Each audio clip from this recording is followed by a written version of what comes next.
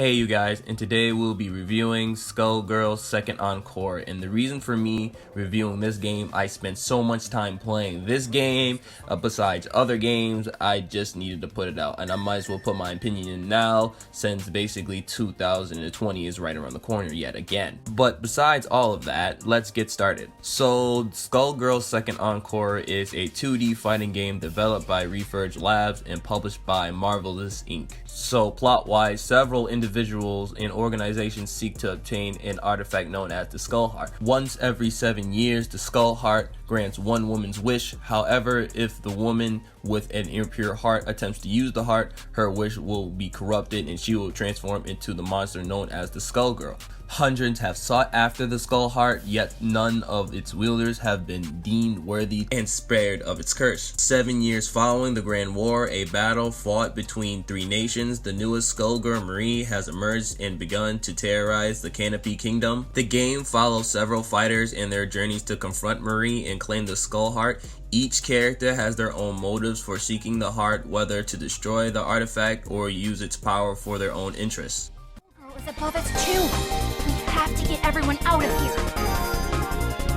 Above us? Oh no. No. Do not get any more stupid ideas. The Skullgirl roster initially consisted of an all-female cast of 8 playable characters, but since this is Second Encore, there are DLC characters, so their total roster is 14, in which each character has their own movesets and playstyles. Most of the engine and playstyle of Skullgirls were intentionally modeled after Marvel's vs. Capcom 2 New Age Heroes, incorporating several similar game mechanics such as tag team-based combat, characters assist, snapbacks, and delayed hyper combos. You'll be able to select up to 3 fighters in a team. The team are balanced based on the number of team members. So a single character possesses more health, deals more damage, while larger teams gain the abilities to perform characters assist and recovers health when tagged out. Players can also customize their characters' assist attacks as well. So the game literally includes a story mode, an arcade mode, a versus mode, training room, a tutorial mode, a survival mode, and online play. And I gotta say, and actually I have to go back on this, I'm really impressed of each of those characters. I know, like most people, I had fun playing like Parasol and Valentine, but for some reason I really enjoyed playing Beowulf. I just really appreciate that they actually took the time for each of those characters and made each character unique and different. But all is not well with this game. The CPUs is really hard. It doesn't really matter what difficulty that you put it in, it's still gonna be hard as hell, especially in story mode, because for some reason some of the CPUs in the game just magically know like where you strike and shit like that.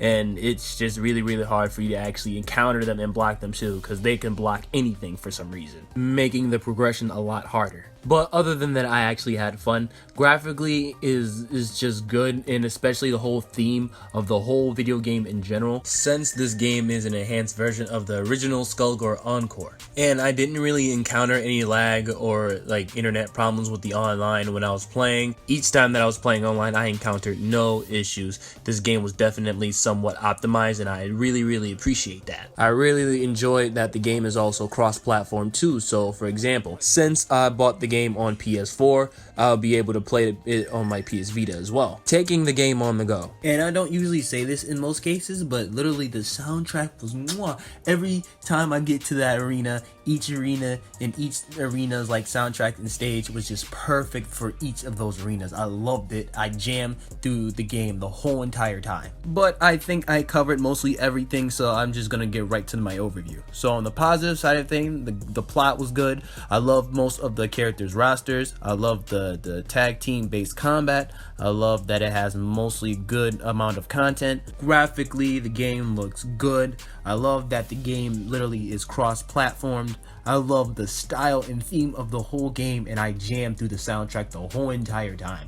And on the negative side of things, I just don't like how hard the CPUs can get sometimes. Technically, it could be up to you and your personal preference, but I just didn't like it. In my opinion, it just ruins the whole progression of the story. So the game literally came out in July 7, 2015, The game is exclusively for PS4 and PlayStation Vita owners. And looking up, you can get this game. I don't know if you can actually get them in local stores. I looked up most of my local stores.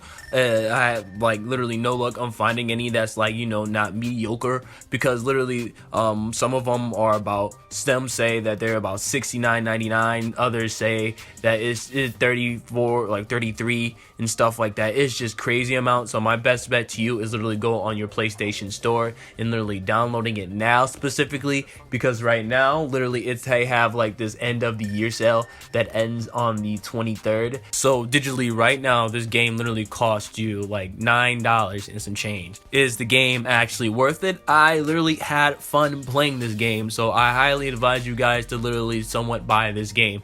$25 or $9 or whatever the price may be, this game is a good game, and surprisingly I enjoyed the game for what it is. So again, I highly advise you guys to buy this game whatever price it is. That's technically my review. Of course, if you like this review, please don't forget to like, comment, and subscribe to the channel if you haven't subscribed to the channel yet. I do reviews, videos, PvP matches, streams, and more. And if you haven't yet, please don't forget to follow me on my Facebook page and my Twitch account, because I'll probably stream on those platforms as well. Everything should be in the description box below. Deuces.